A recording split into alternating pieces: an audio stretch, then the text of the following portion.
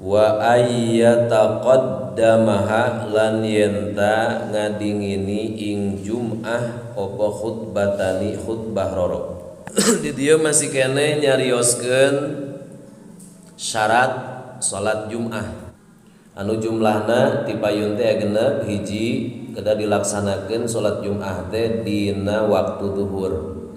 Kadua dilaksanakeun dina jero garis nagara. Artinya di jero kampung, ulah di luar kampung. Katilu dilaksanakeunna berjamaah, kaopat kedah aya 40 jalmi nu merdeka bari pameget balik tur matuh. Kalima ulah kapiheulaan atawa kabarengan ku Jum'ah anu sejen nu aya di sakampung eta. Tegesna ulah aya 2 Jumaah di sakampung eta teh. Sebab lamun aya 2 Jumaah di sakampung, lamun bareng terjadi duanana, lamun kapiheulaan terjadi nu kapiheulanana. Tawa'al wa ayyataqaddamaha anu kagenepna kudu miheulaan kana eta salat Jumaah teh naon khutbatani 2 khutbah. Jadi dina ngalaksanakeun salat Jum'ah teh kedah dipayunan ku khutbah 2. Khutbah kahiji sareng khutbah kadua. Naon sababna lil itsba'i karena turut ka Kangjeng Nabi. Margi Kangjeng Nabi ge nalika ngalaksanakeun netepan Jum'ah sok dipayunan ku khutbah 2. Bi khilafil idi fa inna khutbataihi muakharatani lil itsba'i deui eta ge. Berperbeda sareng khutbah Idul Fitri Idul Adha mangkasanyana 2 khutbah na salat Id eta mah diakhirkeun tina salat. Jadi ari dina netepan Id mah salat heula kakarek engke terakhir khutbah. Ta ari dina Jum'ah mah khutbah heula kakarek salat Jum'ah. Kitu. Ta ieu ge ngakhirkeun khutbah 2 tina salat Id karena turut ka Kangjeng Nabi, da Kangjeng Nabi ge midamelna kitu. Oge nu kaduana wali ana khutbatal Jum'ati syaratun li sihatiha. Jeung karna sanyana khutbah Jum'ah teh jadi syarat kana sahna salat Jum'ah. Jadi teu sah salat Jum'ah lamun seug teu make khutbah atuh kulantaran khutbah jadi syarat kana sahna salat Jum'ah, maka wasyartu muqaddamun ala masyrutihi. Ari syarat kudu diheulakeun manderikeun anu disyaratanana gitu. Jadi syarat heulakeun heula model urang salat syarat kudu wudu. Memeh salat teu kudu gaduh wudu. Salat nalika urang salat teh syarat kudu katutup orat, memeh der salat tutupan heula oratna. Kitu da syarat. Syarat mah muqaddamun ala masyrutihi. Syarat mah kedah dipayunkeun tina anu disyaratan, nu disyaratanana. Oge wayusanu fil khutbataini kaunuhuma ala mimbarin. Disunatkeun dina khutbah 2 teh kaayaan eta 2 khutbah teh dibacana luhureun mimbar. Itu luhureun mimbar.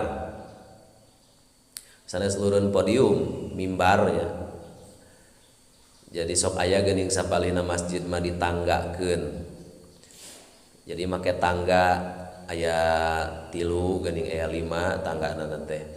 Tah jadi si khotib teh naik kadinya kana tangga, naik ka podium supaya di luhur tanalika khutbah teh. Sunat eta teh ngarah naon ngarah katingali ku si makmum anu dipengker kitu.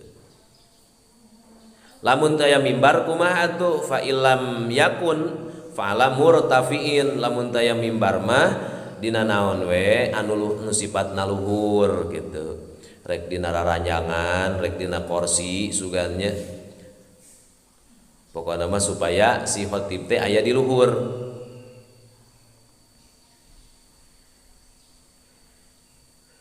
Oge disunatkeun deui ka khatib teh ayu salima alaman ingdal mimbar awil murtafi'i.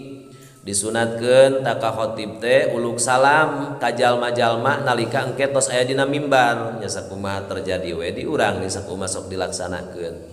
Jadi begitu khatib naik kana mimbar langsung khatib teh uluk salam. eta teh sunat. Wa ayas ada bita udatin warifkin oge sunat eta khatib teh naik kana mimbar kalawan alon sareng lalaunan.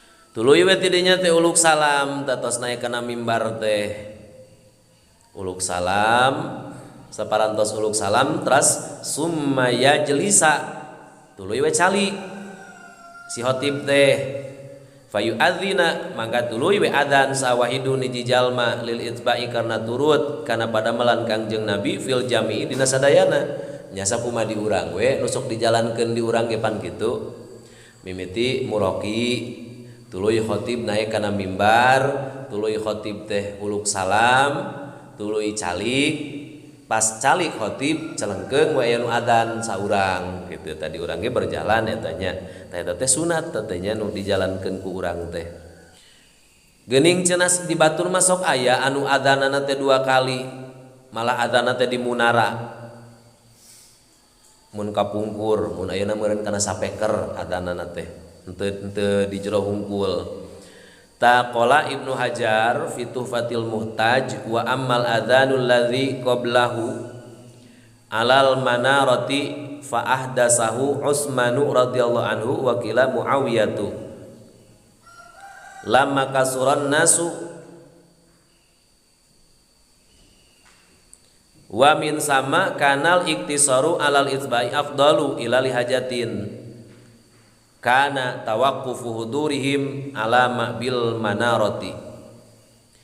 Saur ayeuna Imam Ibnu Hajar Syekh Ibnu Hajar dina kitab Tuhfatul Muhtaj anapun ari adzan anu dilakukeun samemeh calikna khatib kana mimbar nu dilaksanakeun eta adzan teh dina munara di luhur munara eta mah dianyar-anyar di zaman sahabat Utsman radhiyallahu anhu ceuk hiji kilma di zaman sahabat Muawiyah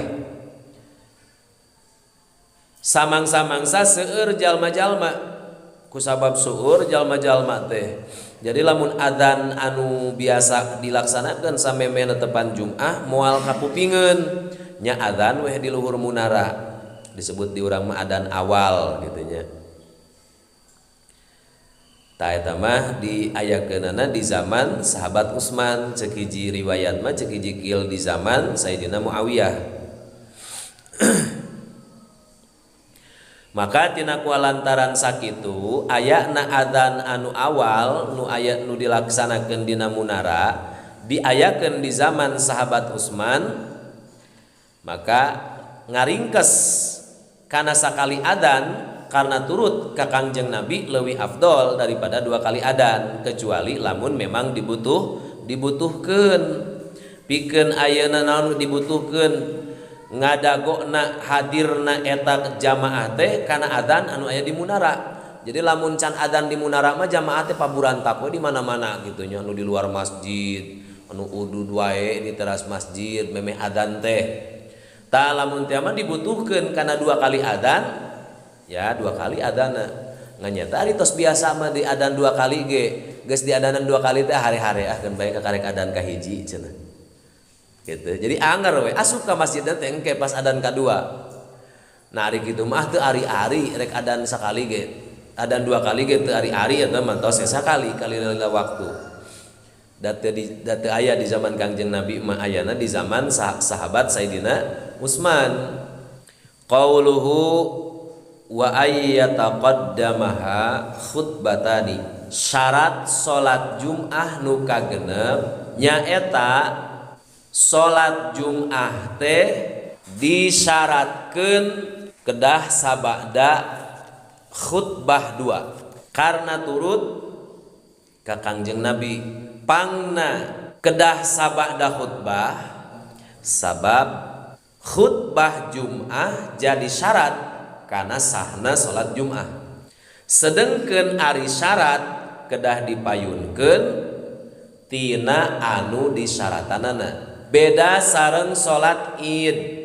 Ari salat Id mah khutbahna teh pandeuri oge sunat dina khutbah 2 teh kedah dina luhur mimbar atawa naon bae tempat anu luhur oge sunat ka khatib teh uluk salam kajamaah nalika tos aya di luhur mimbar.